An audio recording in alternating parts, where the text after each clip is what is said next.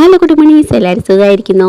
അപ്പോൾ കുറച്ച് ഇടവേളയ്ക്ക് ശേഷം ഞാൻ വന്നിരിക്കുന്നത് കേട്ടോ. എൻ്റെ തട്ടിക്കൂട്ട് മസാല ദോശയിലേക്ക് എല്ലാവർക്കും സ്വാഗതം.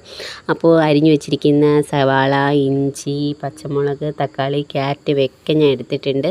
എല്ലാവരും പോലെ തന്നെ ഞാൻ കടുക് പൊട്ടിക്കുകയാണ്. കടുക് പൊട്ടിക്കുന്ന സമയത്ത് കുറച്ച് ഉഴുന്നും ഒരു വറ്റൽമുളകും ഇടുകയാണെങ്കിൽ നല്ല ടേസ്റ്റ് ആയിരിക്കും.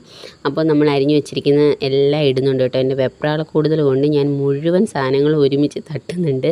നിങ്ങളിങ്ങനെയൊന്നും തട്ടരുത് കേട്ടോ. മിക്സ് ചെയ്ത് ഓരോന്നായിട്ട് എടുത്തിടണം.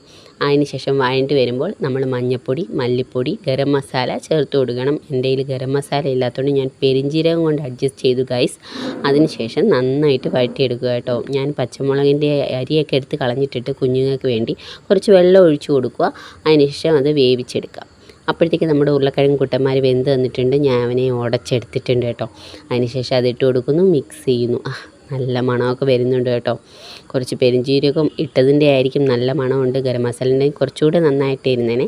അതിനുശേഷം നമ്മൾ ദോശ ചുട്ടെടുക്കുന്നുണ്ട്. എൻ്റെ ദോശ കുറച്ച് പാളി പോകുന്നുണ്ട് കേട്ടോ. വീഡിയോ എടുക്കുന്നുണ്ടായിരിക്കാം. അതിനുശേഷം കുറച്ച് നെയ്യൊക്കെ തൂക്കി കൊടുക്കാം. നെയ്യും ഇല്ല ഗൈസ്. അപ്പോൾ നമ്മുടെ വീഡിയോ ഇഷ്ടമായാൽ ലൈക്ക് ചെയ്യാനും ഷെയർ ചെയ്യാനും കമൻറ്റ് ചെയ്യാനും മറക്കല്ലേ. സബ്സ്ക്രൈബ് ചെയ്യാനും മറക്കല്ലേ കേട്ടോ. ബായ്.